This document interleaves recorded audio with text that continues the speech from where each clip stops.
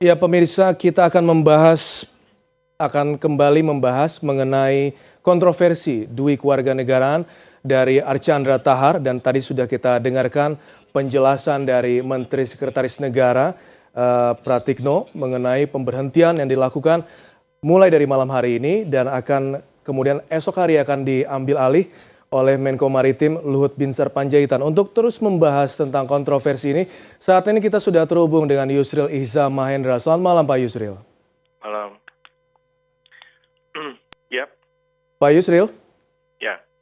Iya Pak Yusril, bagaimana pendapat Anda mengenai permasalahan Dwi Kewarganegaraan dan apa langkah yang diambil oleh Presiden pada malam hari ini?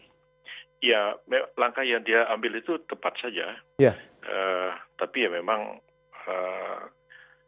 kasus ini terjadi kan sebenarnya sangat memalukan gitu. Tapi Presiden nggak punya pilihan. Memang dia harus mengambil langkah untuk memberhentikan Archandra Tahar itu sebagai Menteri SDM karena memang sampai hari ini kan nggak jelas juga apa sih masalah kewarganegaraan yang dihadapi itu. Tadi kan juga Mensesnek juga nggak menjelaskan apa-apa.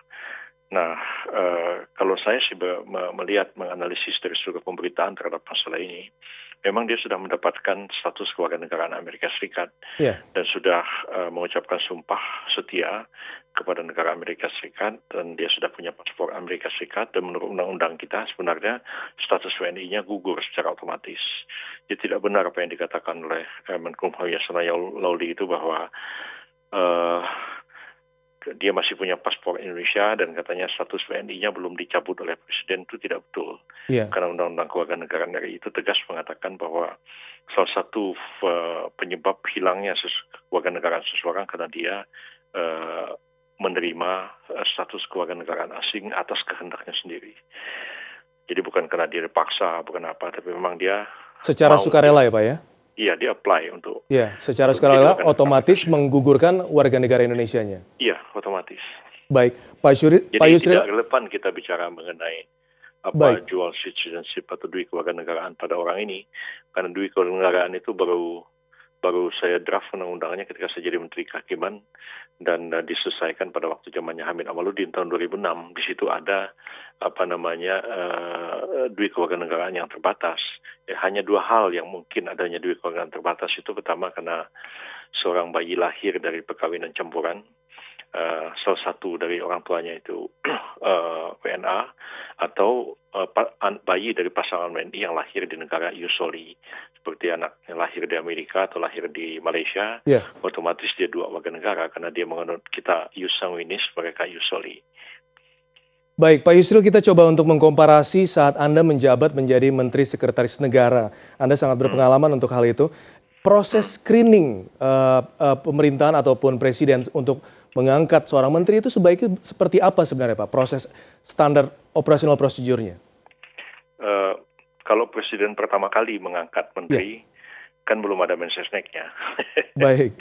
Jadi seingat saya dulu waktu Pak SBY jadi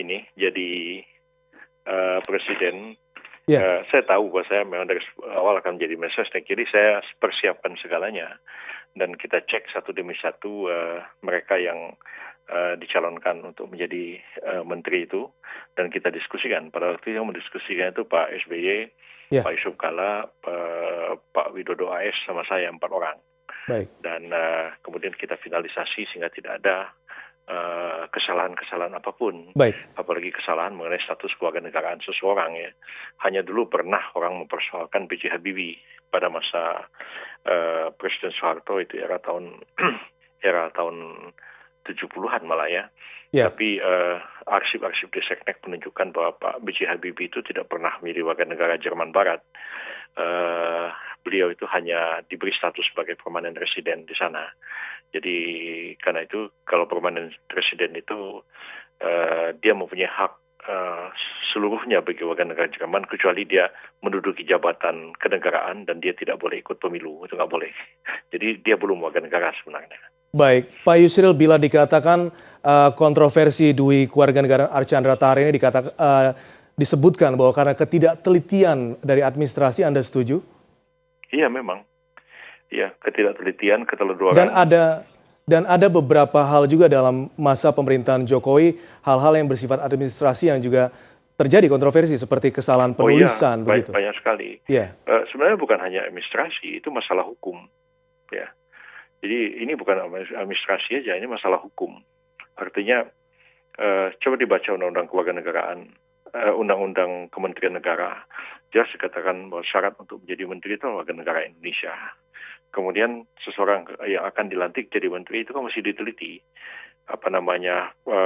diminta CV-nya dan diminta bukti-buktinya. ya, Misalnya diminta KTP paling tidak kan. Jadi dengan KTP itu diketahui status orang itu warga negara Indonesia atau tidak. Nah, seperti Pak Archandra ini kan tidak jelas dari awal dan jawaban beliau berkelit-kelit.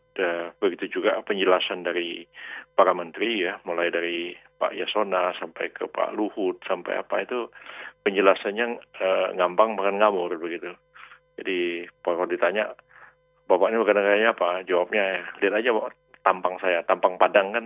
baik, Aneh. baik. Orang Madura bisa aja tampangnya Madura, ngomongnya Mudok Madura, tapi warga negara Saudi Arabia kan bisa aja. Iya betul. Aneh gitu. Pak Yusril, masyarakat juga harus tahu sebenarnya.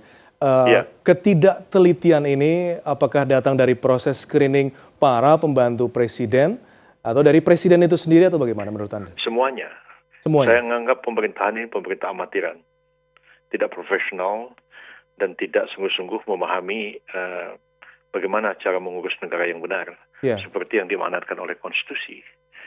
Ya, saya terus terang aja, saya bukan ngomong gagah-gagahan ya. Saya ingin mengatakan bahwa ini masalah serius ya. Kalau begini terus negara ini diurus oleh para amatiran, dampaknya itu akan sangat besar bagi perkembangan bangsa dan negara kita sekarang dan ke depan.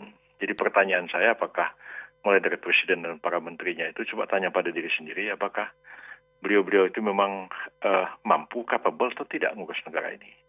Ya kalau mampu ya silakan teruskan. Ya kalau tidak mampu ya sadar dirilah. Ya jangan sampai mengorbankan kepentingan bangsa dan negara ini, dan bangsa dan negara ini jadi bahan tertawaan dan cemoohan dari bangsa-bangsa lain. Iya, ketidaktelitian ini jangan sampai menjadi bahan tertawaan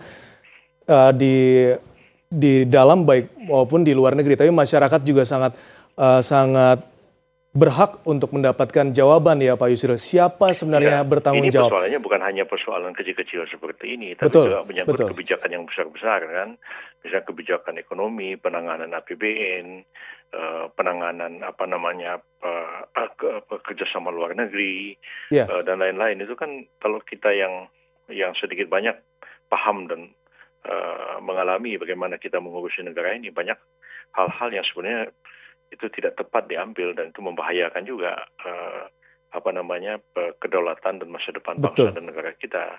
Tapi kan sepertinya dilalai-lalai aja, tenang-tenang aja. Iya. Dan kalau orang mengkritik dibully habis ya. Dan dibully itu tidak pernah kepada substansi yang orang kritik itu, tapi yang dihajar adalah pribadi orang itu. Iya. Malam ini aja saya mengkritik bahwa ini pemerintah amatiran, itu di Twitter saya udah ratusan caci maki, cemooh begitu yang nggak ada urusannya dengan apa yang saya katakan. Jadi mereka kill the messengers, dia membunuh orang yang menyampaikan pesan tapi tidak menjawab apa yang dikritik oleh orang itu. Betul. Dan saya pikir tidak sehat pemerintah seperti ini. Pemerintah ini akhirnya tidak dikritik oleh siapapun. Ini orang seperti saya aja kadang-kadang kesel juga dengan buzzer-buzzer yang membuli setiap hari.